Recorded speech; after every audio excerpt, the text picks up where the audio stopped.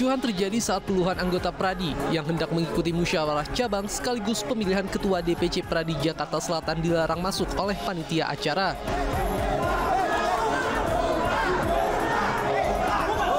Aksi saling dorong bahkan nyaris baku hantam sempat terjadi hingga akhirnya kepolisian mencoba mendamaikan kedua pihak.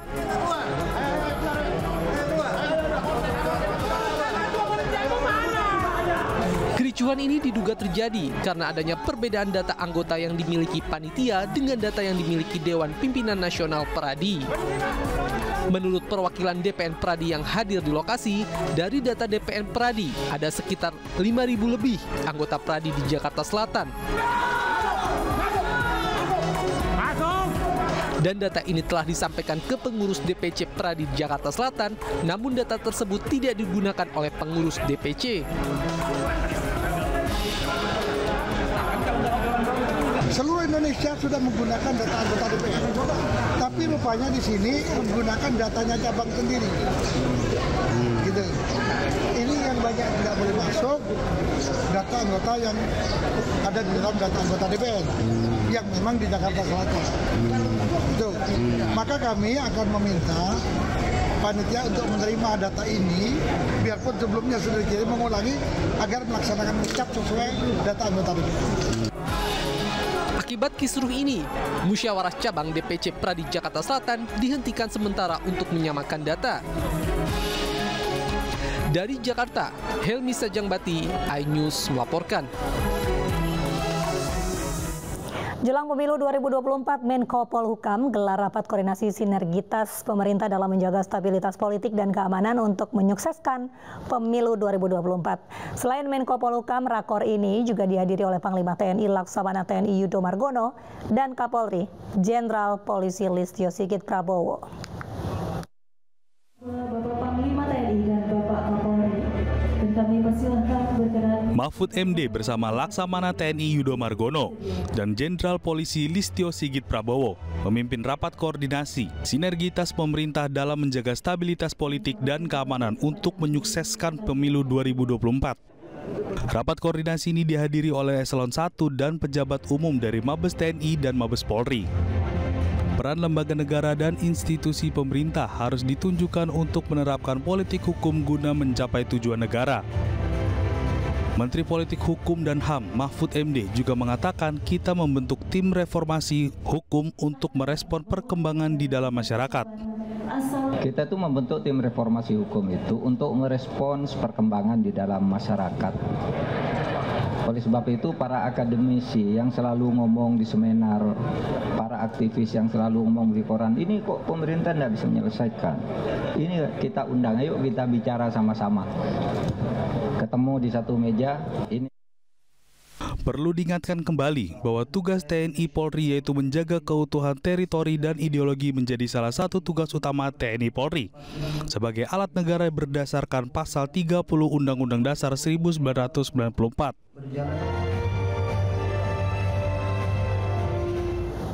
Dunia politik kembali dibuat heboh dengan pernyataan Denny Indrayana yang mengungkap Mahkamah Konstitusi akan ubah sistem pemilu legislatif proporsional tertutup. Sementara Komisi Pemilihan Umum masih terus memantau perkembangan dan menanti putusan MK terkait rumor yang beredar.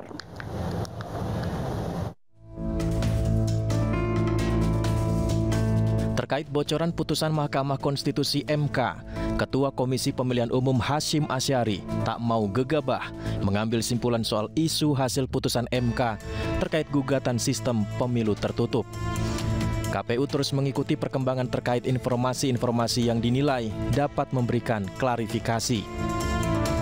Seperti diketahui, MK membantah adanya dugaan kebocoran informasi putusan gugatan terhadap sistem proporsional terbuka pada Undang-Undang Pemilu. Sampai saat ini KPU memonitor apa yang terjadi, perkembangan di media massa. Tetapi soal apakah sudah putus atau belum, KPU pegangannya adalah nanti pada saat putusan Mahkamah Konstitusi dibacakan ya. Karena dari situlah kita mengetahui itulah yang benar. Kalau yang sekarang ini wallahu a'lam kita nggak tahu. Nah, tentang apakah informasi itu benar atau tidak, sumbernya dari mana, saya kira teman-teman media bisa mengkonfirmasi kepada pihak yang menyampaikan itu ke publik, yang menyampaikan bahwa ada bocoran dari sumber yang dapat dipercaya dan seterusnya. Saya kira yang tahu yang bersangkutan yang menyatakan itu di publik. Sebelumnya mantan Wakil Menteri Hukum dan HAM Denny Indrayana mengklaim mengenai putusan MK perihal sistem pemilu legislatif akan kembali ke sistem proporsional tertutup atau coblos partai. Putusan itu diambil setelah adanya dissenting opinion atau perbedaan pendapat dalam menjatuhkan putusan antara hakim MK, di mana jumlah perbandingannya yakni 6 hakim berbanding 3 hakim. Sementara Menko Polhukam Mahfud MD memastikan putusan MK perihal sistem pemilu legislatif 2024 belum diketok. Hal itu sekaligus membantah isu yang beredar mengenai informasi putusan MK. Katakan kalau betul itu bocor itu salah. Yang salah satu yang membocorkannya di dalam. Saya tadi sudah ke MK supaya diusut siapa di dalam yang suka bicara itu. Kalau memang sudah diputuskan, kalau memang bocor itu kan bisa saja tidak bocor. Juga Denny juga supaya menjelaskan bahwa itu benar dan itu nanti tentu akan terlihat dalam perjalanan waktu siapa yang benar, siapa yang salah. Tapi tidak boleh sebuah putusan belum diketok, sebelum putusan belum diketok itu tidak boleh. Susilo Bambang Yudhoyono pun memberikan tanggapan terkait cuitan Denny Indrayana di Twitter. Menurutnya, keputusan MK terkait peralihan sistem pemilu legislatif ke proporsional tertutup dapat mengguncang kestabilan dunia politik Indonesia. Mengingat dengan sistem pemilu terbuka, masyarakat yang memilih punya banyak keuntungan. Salah satunya dapat menentukan pilihannya sendiri sesuai kandidat yang diusung partai.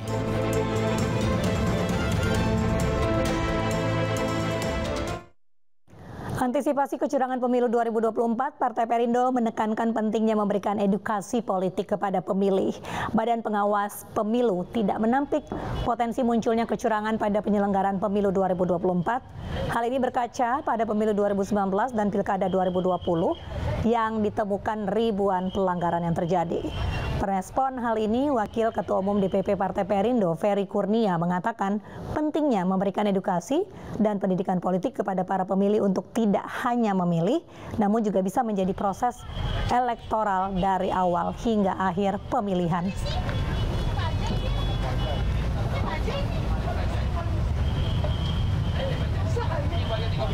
Penting dilakukan proses edukasi politik misalnya atau pendidikan politik yang memang dilakukan secara intens. Jadi pemilih itu tidak hanya untuk proses pemungutan penghitungan suaranya saja, tapi untuk proses aktivitas elektoral yang dilakukan dari awal tahapan sampai dengan akhir tahapan seperti itu. Nah, ini yang memang juga penting dilakukan. Bagi penyelenggara misalnya teknologi kan menjadi sebuah pilihan juga untuk mencoba meminimalisir kemungkinan-kemungkinan kecurangan yang terjadi. Misalnya dengan penerapan e-rekapitulasi atau e-rekap misalnya seperti itu. Itu kan untuk memotong mata rantai manipulasi yang ada. Jadi saya pikir warning ini harus disikapi dengan bagaimana kita mengupayakan aktivitas yang ada. Termasuk kami di peserta pemilu ya bagaimana kita melakukan proses pemilu dengan adil, dengan setara, dengan berintegritas. Lembaga survei LSI Denny JA merilis survei elektabilitas Capres berdasarkan 5 provinsi dengan populasi pemilih terbesar di 2024. Survei menunjukkan Prabowo unggul di 3 provinsi. Survei yang digelar pada 3 hingga 14 Mei 2023 ini melibatkan 1.200 responden. Prabowo unggul di 3 provinsi, sedangkan Ganjar Pranowo di 2 provinsi. Prabowo unggul di Jawa Barat, Sumatera Utara dan Banten, sedangkan Ganjar Pranowo di Jawa Timur dan Jawa Tengah. Sementara Anies Baswedan tidak unggul di 5 provinsi.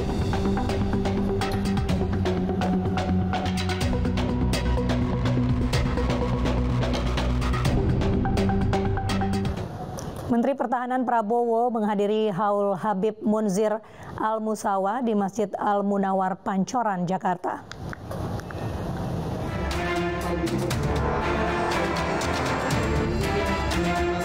Menteri Pertahanan RI Prabowo Subianto menghadiri haul Habib Munzir Al-Musawa di Masjid Al-Munawar, Jakarta Selatan. Sesampainya di masjid, Prabowo disambut oleh jemaah sembari membalas salam para jemaah yang mengikuti parade 1000 hadrah dan ziarah akbar dari Masjid Al-Munawar. Menariknya dalam sambutannya, Prabowo mengaku tidak ingin menyinggung soal pencapresan. Namun ia berharap siapapun yang terpilih, Presiden Indonesia mendatang merupakan pemimpin yang juga jujur. Tidak mau menyinggung, sebetulnya ini acara haul, bagi beliau yang menyinggung. Ya. Saya tidak mau menyinggung, nanti dibilang belum apa-apa sudah kampanye. Ya. Nah, saya tidak mau menyinggung. Tapi kalau saya ditanya, apa Pak Prabowo nyapres atau tidak, insya Allah kalau Yang Maha Kuasa mengizinkan, insya Allah saya akan nyapres. Tapi saya terima harapan itu. Benar, kita semua mendambakan. Saya dari kecil, waktu tentara, saya pun mendambakan pemimpin yang jujur. Jemaah terlihat membawa atribut berupa bendera hingga poster bertema Haul Sang Raja Sanubari dan juga brosur yang bertuliskan Ziarah Akbar Sultanul Qulub. Dari Jakarta, Anggita Maura, Kleman, iNews melaporkan. PDI Perjuangan sambangi kantor DPP P3 di Jalan Diponegoro, Jakarta. Pertemuan berlangsung tertutup membahas strategi pemenangan Ganjar Pranowo di Pilpres 2024.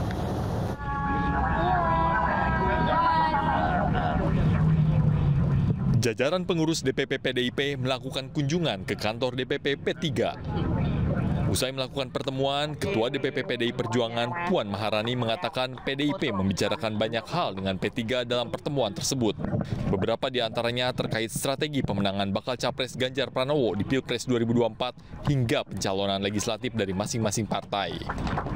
Kami bersama-sama bersepakat bahwa kerjasama antara PDI Perjuangan dengan P3 akan dilakukan secara berkesinambungan, secara konkret untuk bisa memenangkan. Yang pertama adalah calon presiden Ganjar Pranowo, yang kedua adalah bagaimana memenangkan pileg yang akan datang bersama-sama untuk satu tujuan, yaitu bagaimana bangsa ini ke depan akan menjadi semakin lebih baik, semakin maju dan semakin bisa mensejahterakan rakyat. PLT Ketua Umum P3 Mardiono menegaskan kedua partai akan bekerjasama pada pemilu 2024 mendatang. Tidak hanya memenangkan Ganjar Pranowo, tetapi juga memastikan agar penyelenggaraan pemilu 2024 berlangsung lancar dan aman.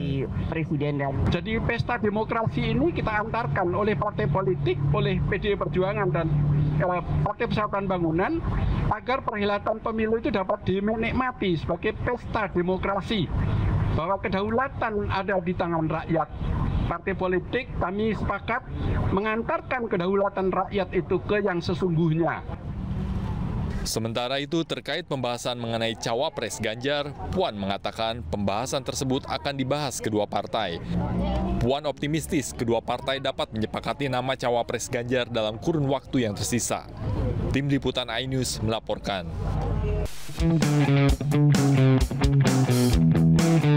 Popsi Pool Circuit Seri 2 Jakarta telah selesai dilaksanakan di Pusat Pelatnas PB Popsi, Wisma Indovision, Jakarta Barat. Turnamen yang digelar sejak tanggal 24 Mei 2023 ini dimenangi oleh pebiliar asal Sumatera Utara, Punguan, dengan mengalahkan Ferdi, atlet asal DKI Jakarta di babak final. Pertandingan partai final berlangsung menarik. Kedua peserta saling mengejar angka, hingga akhirnya Punguan berhasil menyudahi permainan Ferdi dengan skor 9-7. Lawannya sangat-sangat semuanya bagus. Ya, mungkin kedepannya saya akan berlatih lagi supaya memperbaiki diri, supaya mempertahankan juara saya. Finalis sudah khususnya ya, artinya atlet-atlet yang kita anggap ini newcomer, sehingga kami berharap untuk selanjutnya atlet-atlet yang boleh dibilang newcomer ini bermunculan sehingga kita punya proses pembinaan berarti kan berjalan dengan baik dengan persaingan yang semakin ketat. Selanjutnya PB Popsi akan menggelar turnamen Pool Circuit Seri 3 yang dilaksanakan di Yogyakarta pada tanggal 12 hingga 15 Juni 2023 mendatang. Dari Jakarta, Stephen Patinama, iNews melaporkan. Anda kembali di iNews Malam bersama saya Mirva Suri. Pemirsa, PSSI resmi mengumumkan harga tiket FIFA Matchday antara Timnas Indonesia melawan Timnas Argentina. Tiket termurah dijual dengan harga Rp600.000, sedangkan harga tiket termahal senilai Rp4.250.000.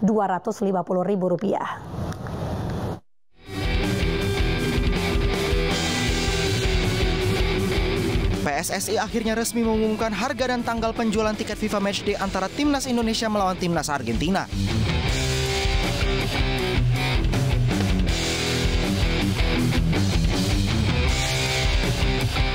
Ketua Umum PSSI Erick Thohir menyebut tiket termurah dijual dengan harga Rp600.000, sedangkan harga tiket termahal senilai Rp4.250.000.